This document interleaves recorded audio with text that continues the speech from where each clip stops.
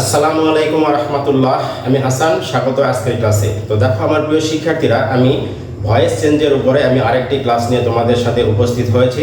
তো আশা করি তোমরা পুরো ক্লাসটাই আমার সাথে থাকবে। তো দেখো আজকে রুলস এখানে কি বলছে, যে অনেক সময় অ্যাক্টিভ ভয়েস এর সাবজেক্টকে অবজেক্ট করার সময় ব্যয় ছাড়াও অন্য, যেমন to, at, with, on, in, এগুলোর প্রিপজিশন আমরা ব্যবহার করে থাকি। অনেক সময় এখানে কি অ্যাক্টিভ ভয়েসের সাবজেক্টকে অবজেক্ট করার সময় ব্যয় ছাড়াও আমরা আরও কিছু প্রিপজিশন ব্যবহার করে থাকি, সেগুলোর ব্যবহার আজকে আমরা দেখব। তো প্রথমে একটা উদাহরণ দিয়ে দেখি। এখানে হি অ্যানোয়েড মি, হি অ্যানোয়েড মি, এটা প্রেজেন্ট পাস্ট ইনডিফিনিট টেন্সে আছে।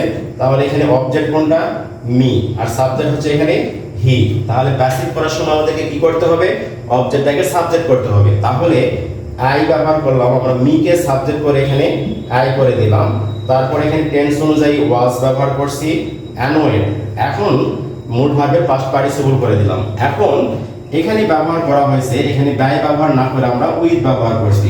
কারণ হচ্ছে এখানে এই অ্যানোয়েডের সাথে কখনো ব্যয় বসে না।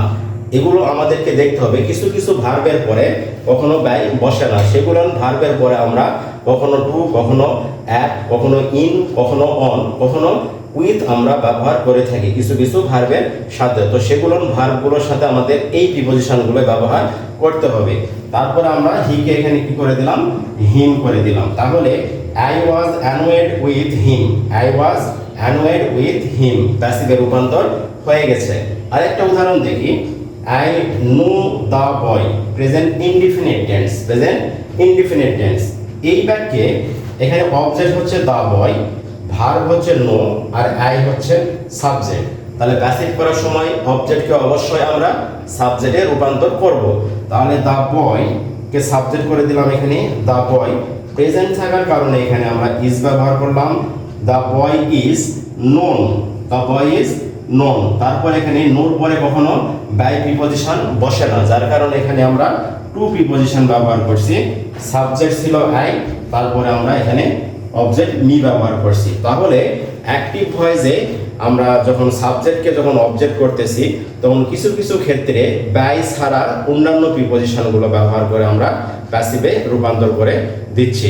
এরপরে রুলসে কি বলছে দেখো, এখানে causative passive verb, causative passive verb অর্থ হচ্ছে, অর্থাৎ noun plus verb plus adjective, noun plus verb plus অ্যাডজেক্টিভকে আমরা কি বলে থাকি? Causative passive verb. এটাকে যখন আমরা প্যাসিভ করব, তো কিভাবে করব এই স্ট্রাকচারটা জেনে নিই।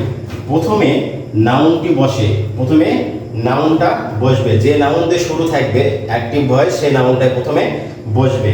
বি ভার্ব বসে, অ্যাডজেক্টিভ বসে, হয়েন বসে, তারপরে ইট অথবা দে বসে, ইট অথবা দে বসে, তারপরে আবার বিভার্ব বসে, আবার বিভার্ব বসে, তারপর মূল ভার্বের পাস্ট পার্টিসিপল বসে।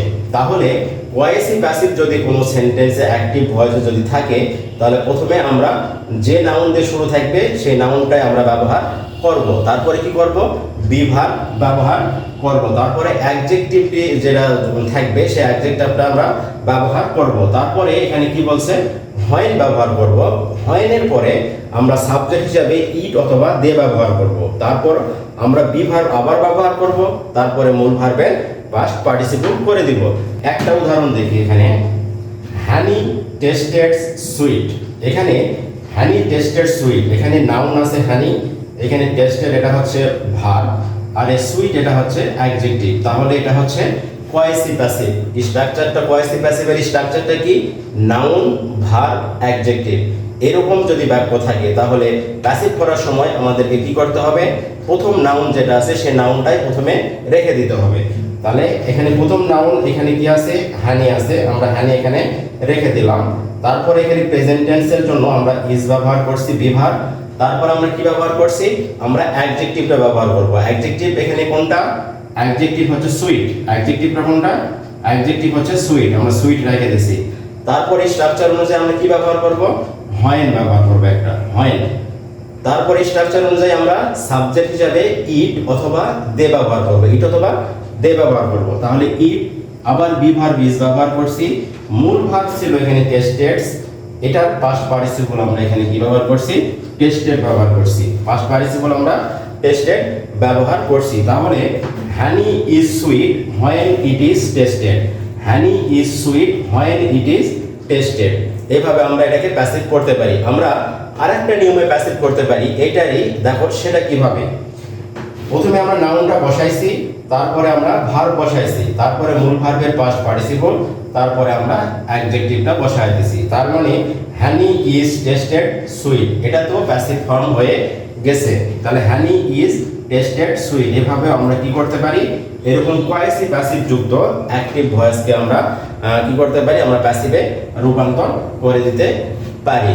তো আমার প্রিয় শিক্ষার্থীরা, আজকের ক্লাস এই পর্যন্তই থাকবে।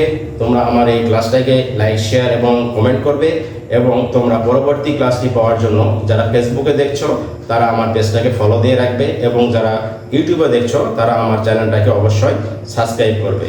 তোমরা ভালো থাকবে, সুস্থ থাকবে, সুন্দর থাকবে। আগামী ভিডিওর আমন্ত্রণ জানিয়ে শেষ করছি। আল্লাহ হাফেজ।